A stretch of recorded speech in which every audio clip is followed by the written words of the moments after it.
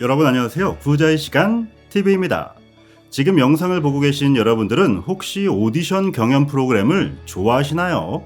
개인적으로 저는 오디션 프로를 굉장히 좋아하는 편입니다.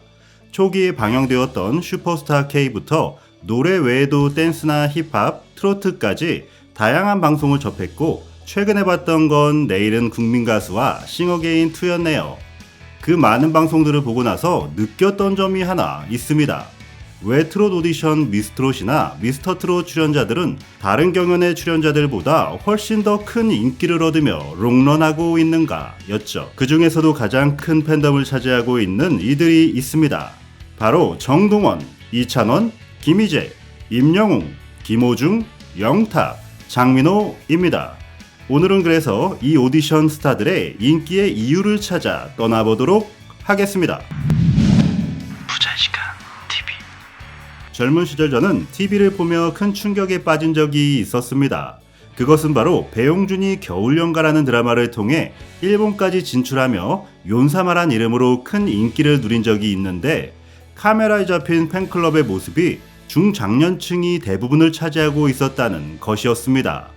그때만 해도 한국에서는 여학생들이 아이돌 가수를 따라다니는 팬 문화밖에는 볼 수 없었기에 한참 어르신들이 소녀 같은 감성으로 팬심을 가지고 응원한다는 것이 굉장히 충격적이었습니다.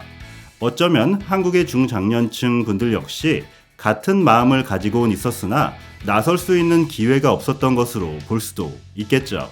하지만 그 포문을 열어준 것이 바로 트롯 오디션이라는 생각이 듭니다. 미스트롯 1 여성 트롯을 통해 송가인이라는 걸출한 스타를 배출해내며 미스트롯이라는 남성 오디션에 더 큰 관심이 쏟아지게 되었죠.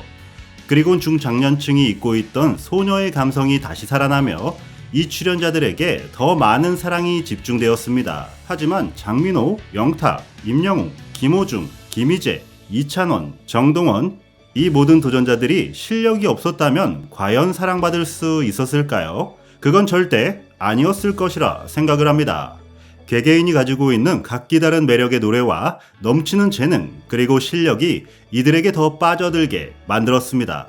또한 가장 중요하게 작용한 것 중 하나는 노래 하나만을 바라보고 힘겹게 살아온 그들의 진심이 담긴 이야기와 진정성 넘치는 행동들이 나이와 시대를 초월해 공감대를 형성하였고 그들의 삶에 녹아들게 만든 것이라 생각합니다. 보통의 사람들은 자신이 좋아하는 가수들이 있지만 또 다른 가수가 나타나면 그쪽으로 넘어가기도 하고 다양한 노래들을 접하는 게 당연하죠.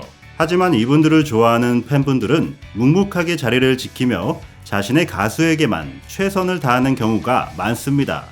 그들의 노래를 통해 인생의 즐거움을 얻고 아픈 마음을 치유받았기에 떠날 수도 배신할 수도 없는 가족의 마음으로 진화한 것이죠.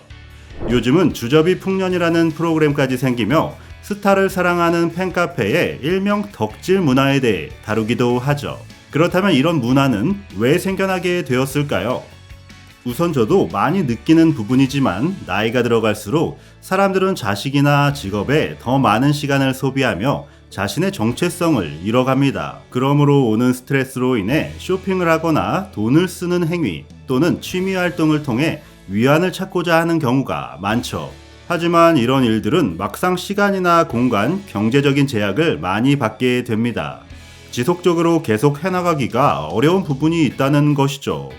그러나 반대로 팬 문화의 경우는 자신이 좋아하는 대상을 통해 삶의 활력소를 느끼고 언제 어디서든 쉽게 접할 수 있으며 신세대 매체의 문화를 접하며 더 젊어지는 기분까지 느껴지게 만듭니다.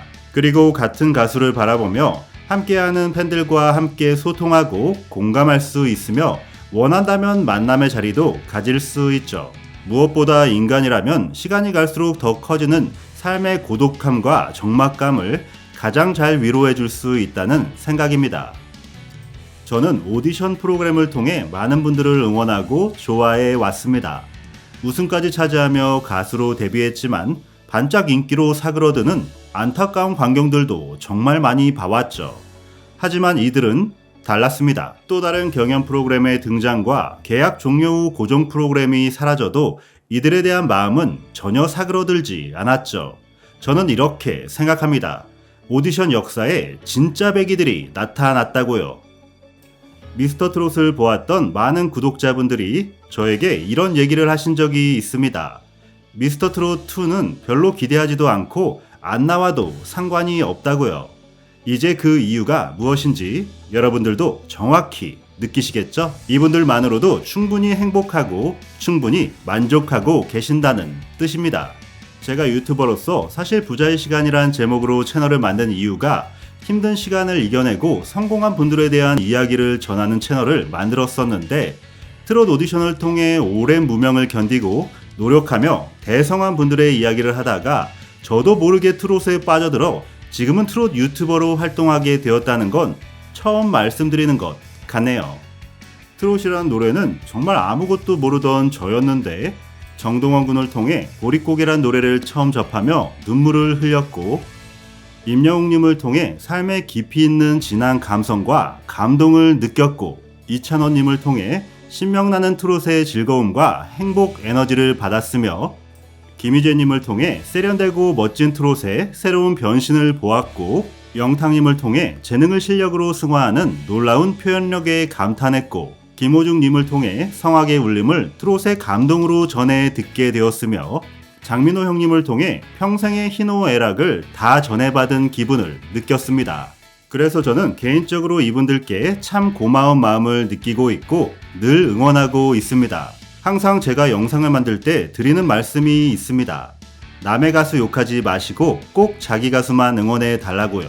그 말은 사실 저를 위해서이기도 합니다. 제가 좋아하는 가수분들에 대한 비난 댓글이 달렸을 때 정말 보기 싫거든요. 이번 영상에는 꼭 응원의 메시지만 남아있길 바라며 이 모든 트롯 가수분들을 사랑하고 아끼겠습니다. 부자의 시간 TV 구독, 좋아요 해주시면 더 특별한 소식으로 찾아뵐게요. 감사합니다.